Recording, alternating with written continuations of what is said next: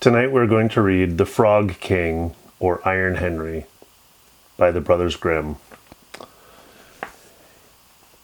In olden times, when wishing still helped one, there lived a king whose daughters were all beautiful, but the youngest was so beautiful that the sun itself, which has seen so much, was astonished whenever it shone on her face. Close by the king's castle lay a great dark forest, and under an old lime tree in the forest was a well. And when the day was very warm, the king's child went out into the forest and sat down by the side of the cool fountain.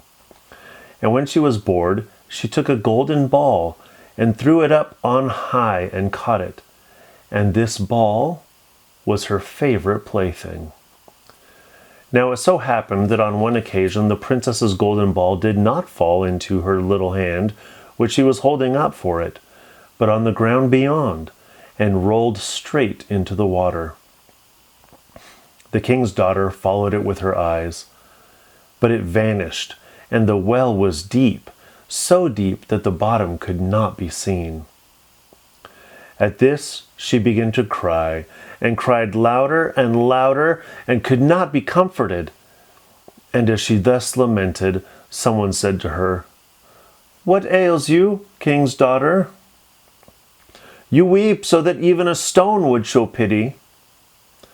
She looked round to the side from whence the voice came, and saw a frog stretching forth its big, ugly head from the water.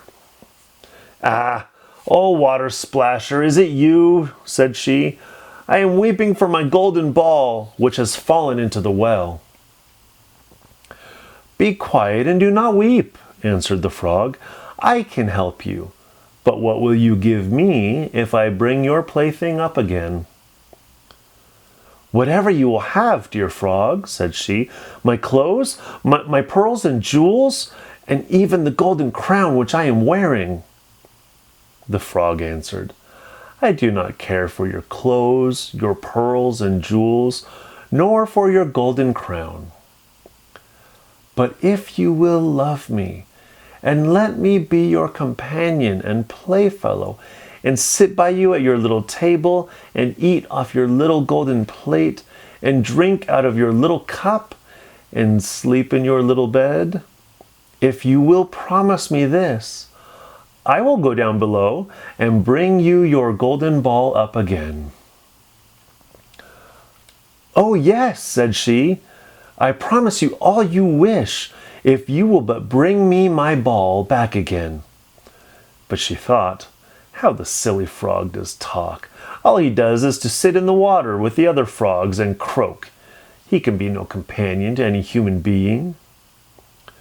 But the frog, when he had received this promise, put his head into the water and sank down, and in a short while came swimming up again with the ball in his mouth, and threw it on the grass.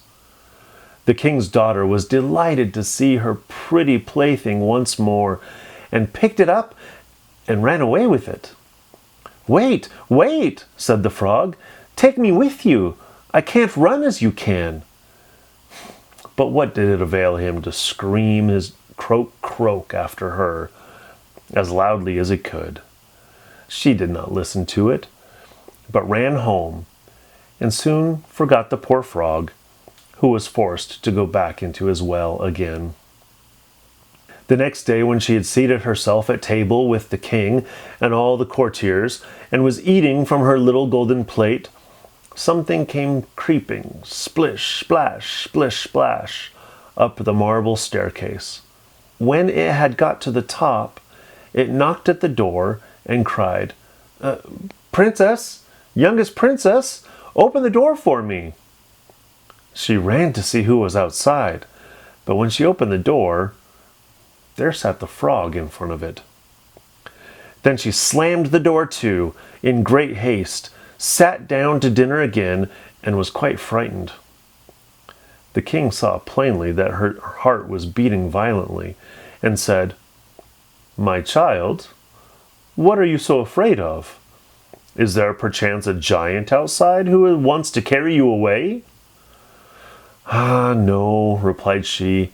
It is no giant, but a disgusting frog." "What does the frog want with you?" "Ah, dear father, yesterday as I was in the forest sitting by the well, playing, my golden ball fell into the water. And because I cried so, the frog brought it out again for me. And because he so insisted, I promised him he should be my companion. But I never thought he would be able to come out of his water, and now he's outside there and wants to come into me." In the meantime, it knocked a second time and cried, "Princess, youngest princess, open the door for me. Do you not know what you said to me yesterday by the cool waters of the well? Princess, youngest princess, open the door for me." Then said the king, "That which you have promised must you perform. Go now and let him in." She went and opened the door, and the frog hopped in and followed her step by step to her chair. There he sat and cried, "Lift me up beside you." She delayed, until at last the king commanded her to do it. Once the frog was on the chair, he wanted to be on the table. And when he was on the table, he said, Now, push your little golden plate nearer to me, so that we may eat together." She did this, but it was easy to see that she did not do it willingly. The frog enjoyed what he ate, but almost every mouthful she took choked her. At length he said, "I have eaten and am well satisfied. Now I am tired.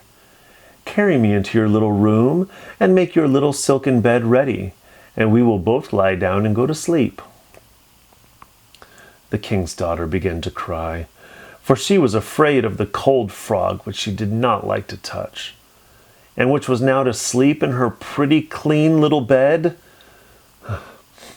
But the king grew angry and said, "He who helped you when you were in trouble ought not afterwards to be despised by you." So she took hold of the frog with 2 fingers and carried him upstairs and put him in a corner. But when she was in bed, he crept to her and said, "I am tired. I want to sleep as well as you. Lift me up, or I will tell your father." At this she was terribly angry, and took him up and threw him with all her might against the wall. "Now will you be quiet, odious frog?" said she. But when he fell down, he was no frog, but a king's son with kind and beautiful eyes. He, by her father's will, was now her dear companion and husband. Then he told her how he had been bewitched by a wicked witch, and how no one could have delivered him from the well but herself, and that tomorrow they would go together into his kingdom. Then they went to sleep, and next morning when the sun awoke them, a carriage came driving up with 8 white horses, which had white ostrich feathers on their heads, and were harnessed with gold chains. And behind stood the young king's servant, Faithful Henry. Faithful Henry had been so unhappy when his master was changed into a frog that he had caused 3 iron bands to be laid around his heart, lest it should burst with grief and sadness. The carriage was to conduct the young king into his kingdom. Faithful Henry helped them both in, and placed himself behind again, and was full of joy because of this deliverance. And when they had driven a part of the way, the king's son heard a cracking behind him, as if something had broken. So he turned round and cried, "Henry, the carriage is breaking." "No, master, 'tis not the carriage. It is a band from my heart, which was put there in my great pain, when you were a frog and imprisoned in the well." Again, and once again, while they were on their way, something cracked, and each time the king's son thought the carriage was breaking, but it was only the bands which were springing from the heart of Faithful Henry, because his master was set free and was happy.